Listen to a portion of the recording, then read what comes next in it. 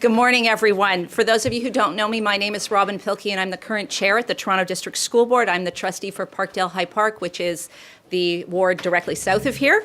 On behalf of the trustee and our local trustee, on behalf of the TDSB and our local trustee, Chris Tonks, who wanted to join us but unfortunately had a previous work commitment, I would like to welcome you to Dennis Street Public School. Principal Karen Ridley is with us, as well as many guests this morning, including the Honourable Mitzie Hunter, Ontario Minister of Education, Indira Naidoo-Harris, Associate Minister of Education, responsible for early years and childcare, local MPP, Laura Albanese, who is this MPP for this riding, which is York South-Weston. We have John Malloy, who's our Director of Education, Carleen Jackson, who's Associate Director of Operations and Service Excellent, and Vicki Branco, who's our School Superintendent, and she's sitting in the second row. Let me tell you a little bit about the school that you're at today. Dennis Avenue Community School is located in the historic community of Mount Dennis, which was founded in 1797. There is a strong partnership between our school, parents, and community, which is essential to create an environment that promotes academic growth, social development, and a positive feeling of self-worth. We're looking forward to hear what our friends here from government are going to tell us, as we have as we know, a strong financial commitment in our schools, such as Dennis Avenue, allows the TDSB to provide students with healthier learning environments for growth. Together, we can continue investing not only in our students, but in our communities, benefiting generations to come. Thank you. I would like to please welcome MPP Albanese. Thank you. Thank you very much. So I'm very pleased, I'm actually thrilled to be here today together with two of my dearest colleagues, Minister of Education for the Province of Ontario, Mitzie Hunter, and Indira Naidoo-Harris, Minister responsible for early years and childcare and the status of women. Welcome to the riding of York South-Weston, and welcome to Dennis Avenue Community School. I also would like to thank the Principal Karen Ridley for hosting us, and Trustee Chris Tonks, although he's not here. He has been working tirelessly for this project, but also, I would say, for students and for schools in this area for many, many years. So I want to make sure to thank him, and I also would like to recognize and thank everyone who's here from the Toronto District School Board for the work that you do for students and families in our city every single day. So everyone here today has been deeply involved in promoting education and equitable opportunities for youth. And throughout her tenure as a minister, education minister, Mitzie Hunter has recognized that need and worked actively to address it. Just like the riding of York South-Weston, where we are in today, her riding of Scarborough-Guildwood is both extremely diverse and faces challenges in improving equality and strong outcomes for all communities. Mitzie, Minister Hunter, is very dedicated to improving the outcomes for all students across the province and clearly recognizes the importance of social justice in our education system. The investments that we make in education can make a real difference in the lives of young people and communities across this province. As a young mother, I lived in this neighborhood. And as a grandmother now, I look forward to building every day a stronger education system for all of our children. We are in a neighborhood in transformation, and the announcement that we'll hear today will make a very significant difference in the lives of children that are running through the halls today in this school and many others in the province. So please join me in welcoming Mitzie, Minister Hunter, for an important announcements about our future. Thank you. Thank you so much. Thank you so much, Lara. I really loved your opening remarks and commenting both as a mom who lived here, but also as a grandmother. And today's announcement is very much about our future in education. So I'm very thrilled to be here with all of you. Good morning, bonjour, bonjour. It's, of course, an opportunity for me to talk about our great education system and the investments that we're making. And I just want to say to the TDSB that I recognize that you lead the most diverse and the largest school board that we have in our province and our country, and it's wonderful to have this partnership with you and the work that we do on behalf of the whole community. So it's really great. Thank you, Principal Ridley, for having us in your beautiful, lovely school. Laura, I want to just say that you are a champion of this community in York South-Weston, but also in your ministry in citizenship and immigration, a champion for those who are newly arrived in our province, and the work that we did together in settling the Syrian families and the response, and just the seamlessness in which those 5,500 children and students who came to our province and our country is really a testament to the work of you and your ministry. I want to recognize that Toronto is on the traditional territories of Indigenous people dating back countless generations. I want to show respect for their contributions and recognize the role of treaties in forming what is Ontario, because hundreds of years after those treaties are signed, they are relevant to all of us today. So I want to show that respect. So it is such a pleasure to be here at Dennis Avenue Community School. And we were just talking as we were on our way in, saying that, this area is where some of the earliest settlers, when they settled in Ontario, and schools were part of that. Right? So our commitment to education in this province dates back before we were even a province and a country. Je suis heureuse d'être ici avec vous aujourd'hui. I want to thank you for your warm welcome today, Principal, and myself and my colleagues, Minister Naidoo-Harris, our minister responsible for early years and childcare, are here with a very exciting announcement, and as well as with our local MPP, Laura Albanese, who is a champion for the York South-Weston community. Visiting schools and seeing how students are learning is something that it's really the best part of my work. And Superintendent, we see each other all the time because I am always in our schools in and around the community. And schools are where I get to see how students are learning and how they're experiencing our public education system here in Ontario. So on Friday, of course, where was I? I was in a kindergarten class at Kensington Community School. What a beautiful, lovely school.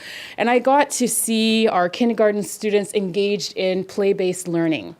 And of course, this is part of our commitment to full-day kindergarten in this province. And those students told me how we can make our world, our earth, better, how we can take care of our earth, and how our actions can have a negative impact. In fact, one young boy, Nigel, I believe his name was, he said, "Don't mess it up." To the point. So when it comes to our planet, we have to take care of it. So how and where students learn is crucial to their future. We know that schools are at the heart of our communities. Schools are the places where students learn and they grow.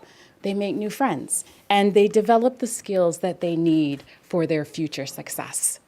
Today, I am so looking forward to visiting Ms. E's grade 2 and 3 class to learn more about the wonderful projects that they've been working on using their iPads to create their own movies. This brings me to why we are here this morning. I think we can all agree that having an improved and modern school facility helps to lay the foundation for a better learning experience for our students. Over a decade ago, we inherited a school system that was in disrepair. And since then, we have invested more than $18 billion towards building more than 860 new schools and 840 additions and improvements. Our track record is proof that education in Ontario is and continues to be a priority so that more students are learning in an environment that fosters achievement and well-being. Despite these investments, we know that there is still more work to do. And we will continue to invest in our youngest learners so that they can continue to grow, become successful, and solve some of the toughest challenges that we face. I am here today because I care about making Ontario schools the best place that they can be for all students. So I'm pleased to share with you that Ontario is investing $10.8 million towards the construction of a new replacement facility for Dennis Avenue Community School.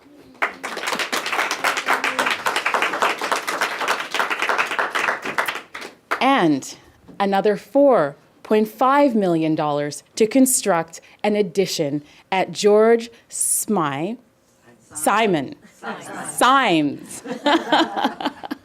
at George Symes Community School, not too far from here. Dennis Avenue Community School, Dennis Avenue Community School will feature enough space to welcome more than 300 local students. The new addition at George Symes will also welcome an additional 90 students. Before you know it, even more local students will have access to modern, high-quality facilities to support them from kindergarten through grade 8. And as they learn, play, and grow with this brand new school building, we're making an important investment for the future of your community. And across the province, we want more students and more families to benefit in the same way. And that is why this year we're making a significant investment in new school infrastructure.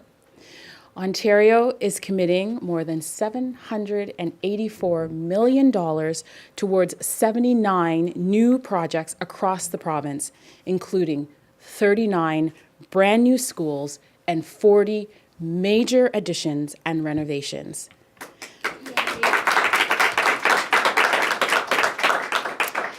That means more than 46,000 students across the province will benefit from new state-of-the-art facilities. So as you can tell, we're making big investments, but we're also making a wise investment. Because when we invest in things like high-quality school buildings for students, we're making an investment in the children of Ontario. These investments will not only support students from kindergarten to grade 12, but also some of our youngest learners. There's no smarter investment for the future of our province. And I'd like to invite Minister Naidoo-Harris to share some great news. So thank you, merci, and miigwech. Minister Naidoo-Harris.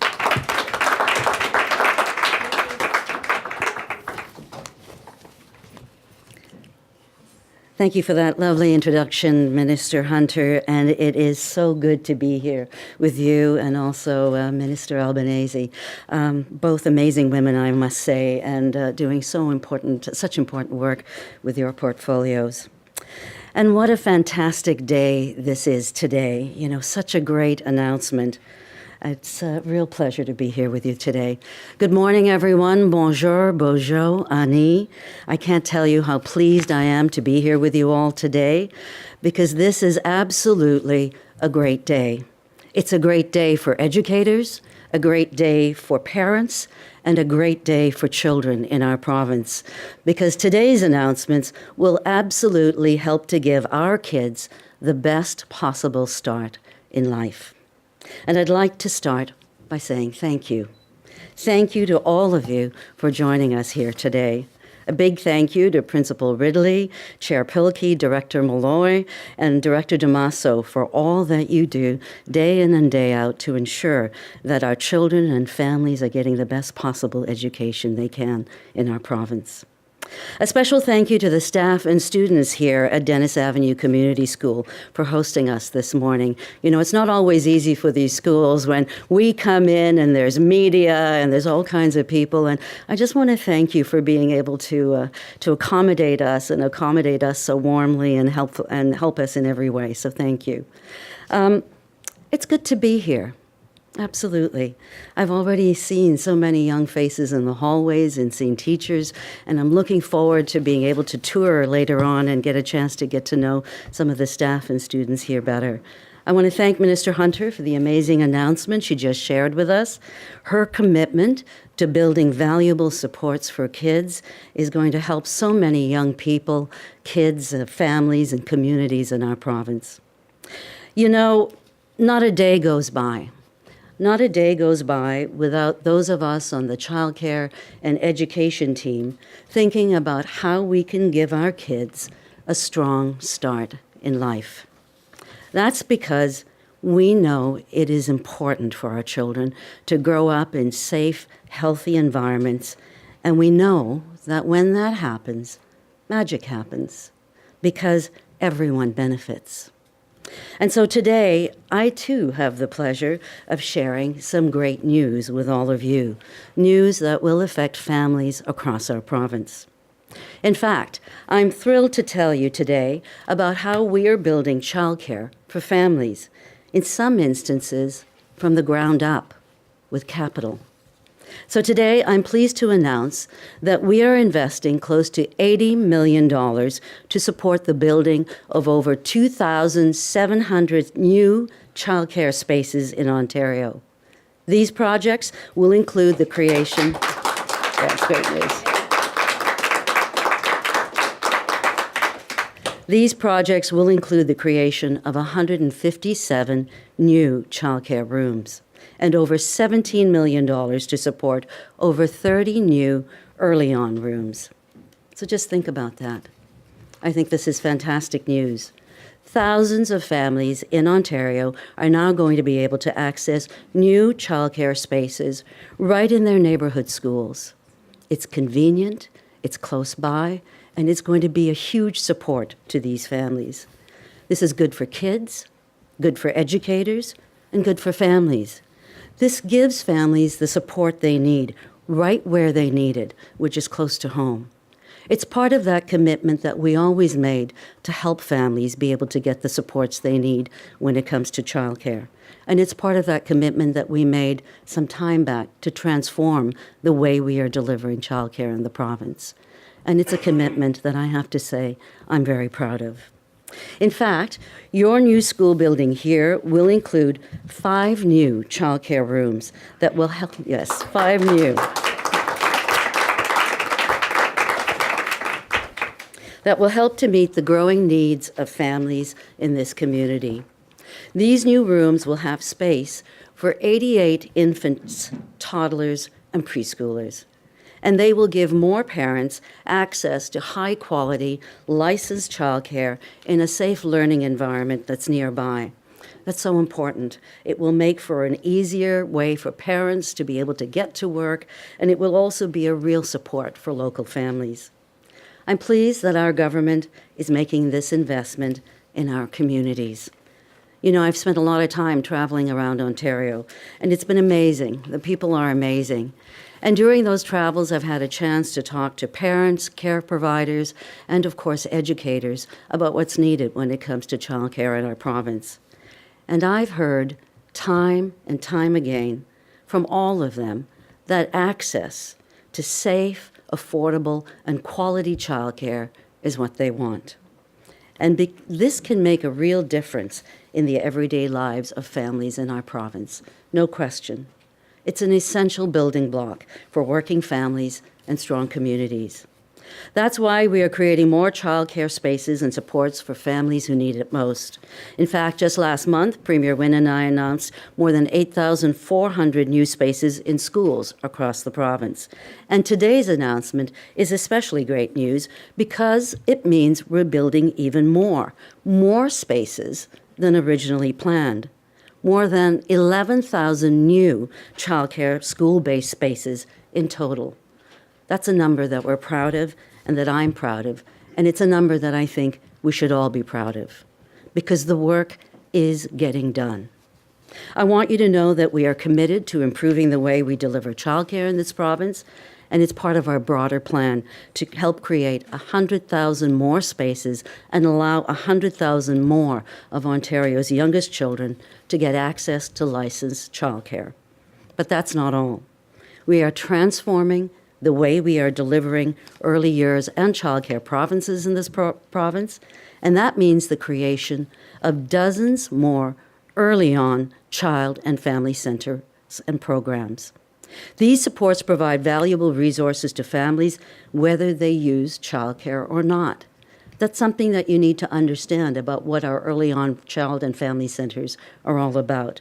They're places where families and caregivers can access drop-in programs, workshops, and resources so our kids can get the best possible start in life, and so their parents can also have the tools and resources they need to be great parents.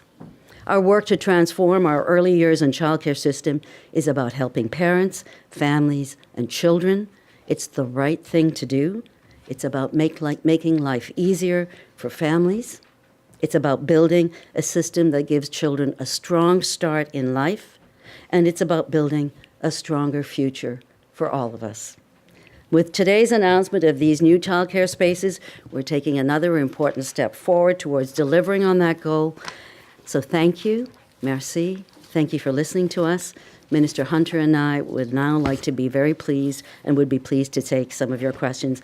And Minister Albanese, come on up. Minister Naidoo-Harris, Sure. people across the province are saying that they can no longer afford childcare, daycare, because daycare centers are raising their rates because they increase the minimum wage. How do you respond to that? We absolutely have always recognized that we need to build a solid system when it comes to providing childcare in our province. In fact, this is the first time that a minister responsible for early years and childcare has been designated, and it's because this is a system and this is a project that we take seriously. We knew that there would be increasing pressures when it comes to delivering childcare, and so we really worked hard to ensure that we were working on affordability measures. And part of that was creating a fee stabilization fee of $12.7 million. We moved that forward last November to ensure that municipalities would be able to get to work right away to be able to provide those supports to childcare centers that were needing those supports. And so really, this is about working with our municipalities and with parents. We're encouraging municipalities now to move that fee stabilization funding forward as quickly and as efficiently as possible, using their guidelines, of course, and doing their due diligence. But we are working with them to ensure that we're doing everything we can to assist parents and provide the best quality childcare we can. And so we're working on that. But I just want you to know that that's not all. Affordability has always been recognized as being a challenge for families. And so we're doing a number of different things. So $12.7 million that we move forward in fee stabilization. Also an extra $200 million that we move forward in operating costs. In addition, $190 million that we move forward with wage enhancements. All of these pieces fit together to ensure and to help families get the support that they need and allow daycare and childcare providers to be able to get the job done. But we recognized that we would need a longer-term solution. We always knew that we needed to fix the system. And so these are the measures we're moving forward with immediately to take care of the problems right now. But in addition, there is an affordability study underway. As you know, Dr. Gordon Cleveland is working on that. He is going to be delivering that strategy actually in winter 2018, so I'm expecting it any time now, and we're all looking forward to it because that's where we will find the true solutions to some of the challenges we're facing with that and our workforce strategy. So I want you all to understand that we're actually on top of this. We've been working hard. The money has moved forward. Additional money has moved forward. We are now working on with our municipalities to make sure that they get the support that they need so that we can ensure that families are getting the support as quickly as possible. Are there challenges out there? Absolutely. But we are all working together because this is about making sure that parents get that support, and in the end, our children get the best quality childcare that they could possibly have. There are people getting bills that are saying that their monthly fees are going up by $370 a month, and that $12.7 million in stabilization isn't enough. That's what they're being told by their providers. You've got a study coming eventually, but there's people that have to pay this money now, even if you're people that are dealing with it now. So, as I mentioned earlier, we are working with our municipalities. Absolutely, we know there are challenges. This money, remember, was moved almost 2 months ago. 2 months ago, moved forward. It is now on behalf, the municipalities have to work with their teams to flow that money forward.